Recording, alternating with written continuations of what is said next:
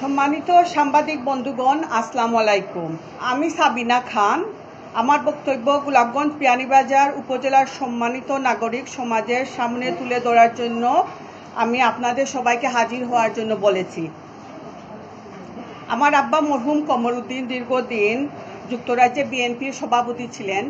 একসাথে তিনি বিএনপির কেন্দ্রীয় আন্তর্জাতিক বিষয়ক সম্পাদকের দায়িত্ব পালন করছিলেন এজওয়েল। আমার বাবা জাতীয়বাদী আদর্শের একজন বিশ্বস্ত সৈনিক ছিলেন। আমার বাবা এদেশের মাটি ও মানুষের কল্যাণের জীবনের শেষ দিন পর্যন্ত কাজ করে গেছেন। শহীদ রাষ্ট্রপতি জিয়াউর রহমানের আদর্শে লালন করে আমার বাবা গোলাপগঞ্জ বিয়ানীবাজারের নিয়ে অনেক স্বপ্ন দেখতেন। আমি আমার বাবার স্বপ্নকে লালন করে গোলাপগঞ্জ বিয়ানীবাজার মানুষের জন্য কিছু করতে চাই। আমাদের এই দুই উপজেলায় উল্লেখযোগ্য অনেক প্রবাসী মানুষ আছেন।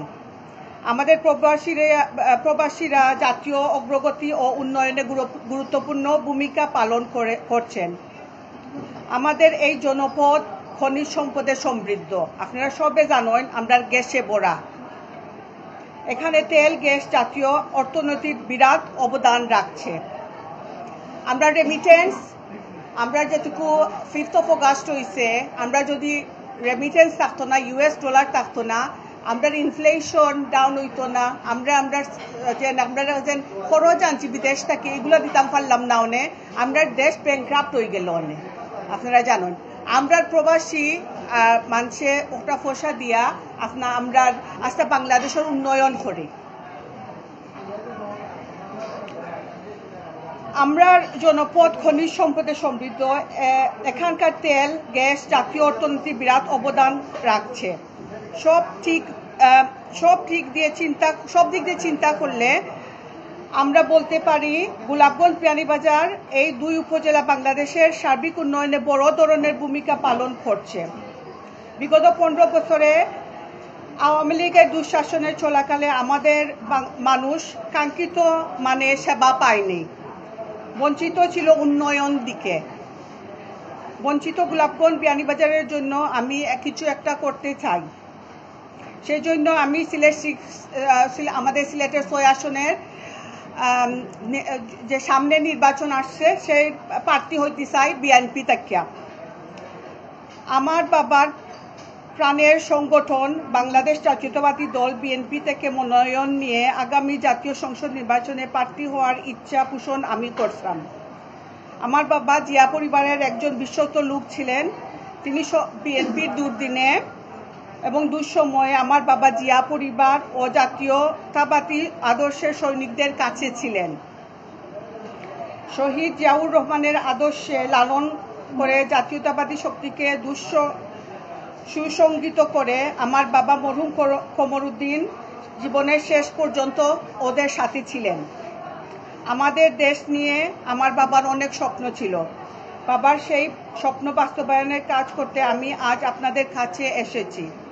আপনাদের দোয়া ও সহযোগিতা নিয়ে আগামী জাতীয় নির্বাচনে আমি সিলেট 6 আসনের এমপি পদপ্রার্থী হতে চাই। আমার বাবার মনে দৃঢ় বিশ্বাস ছিল, ওনার মূল মন্ত্র ছিল মানুষের সেবা করা। আমারও মূল মন্ত্র সেই সেবা করা। তাই আমার স্বপ্ন ওর ইচ্ছার কথা তুলে ধরার জন্য আজ আপনাদের কাছে আমি এসেছি।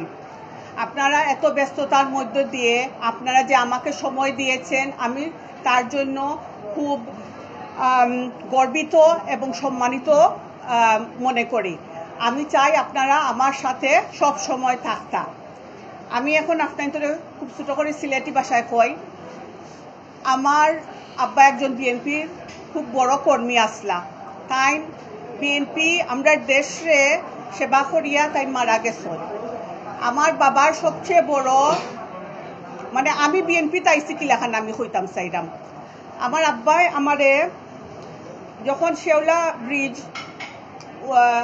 উদ্বোধন হইতো, এতটুকু আমরা বেগম খালেদা জিয়ারে তাই হেলিকপ্টার করিয়া শেওলা ব্রিজ দেখানির লাগে আনছেন এলাকাত। তখন তাই একটা বড় করছিলাম, মাত্র একটা বড় জনসভা করছিলাম বিয়ানীবাজারও। আমি তখন দেখছি বেগম খালেদা জিয়া তাই নাইসন বিয়ানীবাজারও প্রথমবারের মতো বিএনপির একজন বড় নেতা আইসন। আমি তাদের দেখার পরে মানে আমি বুঝার আগেও আমি বিএনপির পার্টির লাগিয়ে আমার মায়া হয়ে গেছে, কারণ আমি দেখছি আব্বাই আনছই তাই নাইসন।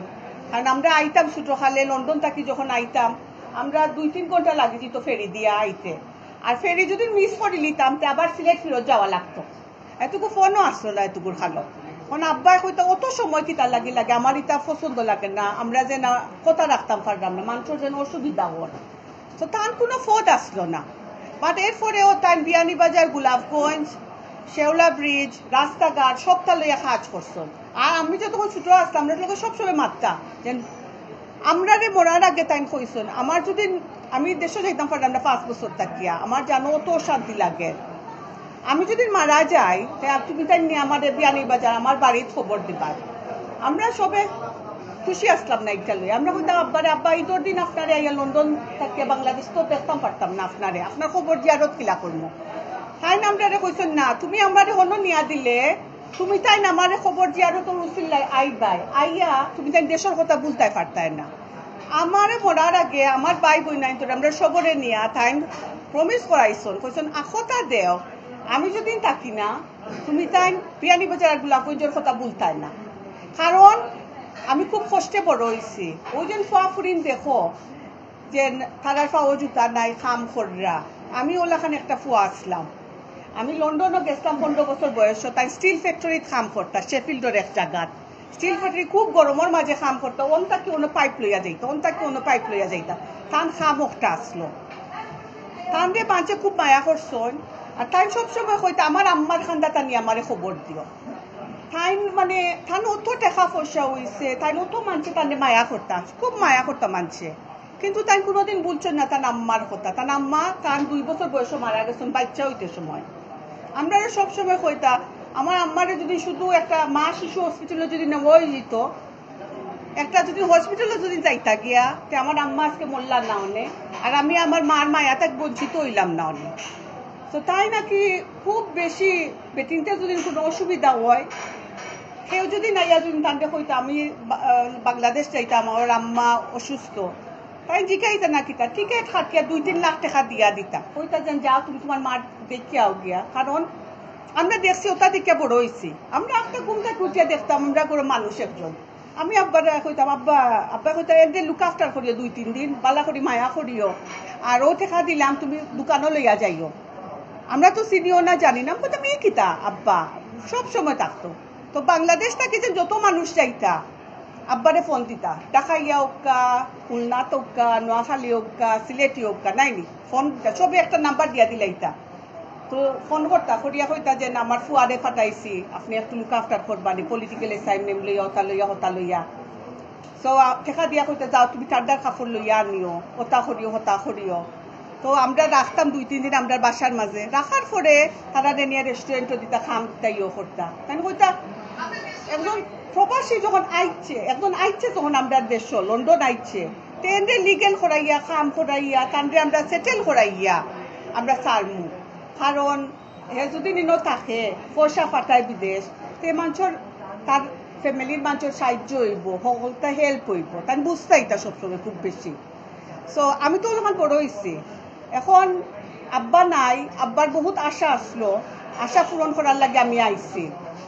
এখন আমি আপনাদের খান্তা থেকে কোয়েকশন মানে প্রশ্ন আর উত্তর দিব, আমি আপনারা আমার প্রশ্ন করক্কা। আমার শেষ। আসসালামু আলাইকুম। বেশি লম্বা দিলাইছি মনে হয়। ঠিক আছে।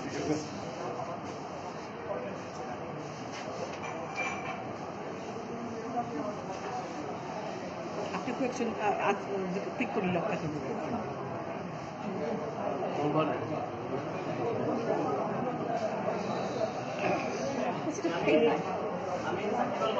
ওগুলো কাগা আয়ু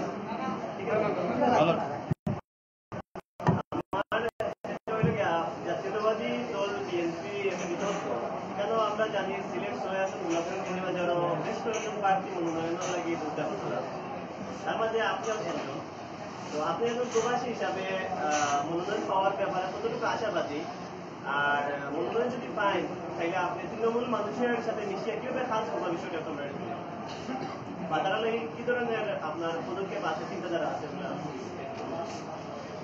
আচ্ছা আপনার কোয়েকশনটা আপনার কোয়েকশনটা খুব ভালো একটা কোয়েকশন। কত মানুষ আইসন ক্যান্ডিডেট বাক্কা তো বহুত প্রার্থী হল আসন নির্বাচনের লাগে আইসন। আমি কই কিতা এটা হইলে আমরা হইলে একটা গণতান্ত্রিক দেশ। আমরা অতদিন আমরা আশা আমরা নিজের চিন্তাধারা আমরা কল্পনা করতাম পারছি না। এখন যত বালা ক্যান্ডিডেট আইবা আপনাই তোর লাগি বালা, আপনাই তোর চুজ আপনাই তো যেন একটা কারে নিতা না, কারে বুট দিতা না, কারে বুট দিতা না। আমরা বিএনপিরও যেন একটা কেন্দ্রীয় যেন একটা আছে, বিএনপি আসেন, আমরা চেয়ারম্যান আছেন তারেক রহমান, থানোরে বালা ফায়দা করি। আপনাই তোর যে একটা পার্টি আছে, রাজনীতি একটা পার্টি আছে, এখানে বালা ফায়দা করিয়া বেশি বেশি মানুষ আইরা, এটা আপনাই তোর লাগি বালা। আপনাই তোর যোগ্যতালা মানুষ আইরা সব ক্যান্ডিডেট বালা, এটা আমি মনে করি। আর এখন আমরা গণতান্ত্রিক একটা দেশ, আমরা মারতে দেওয়া হয়েছে না, বইতে দেওয়া হয়েছে না, আমরা কথা হওয়ার সুযোগ পাইছি না। এখন যত ক্যান্ডিডেট আইবা, যত মাতক্কা সবরে দেওয়াইব। আর আমার কথা হইল আমি হইলাম 2 বারপুর কাউন্সিলর। আমি ইলেকশনও পাস করছি লন্ডনও।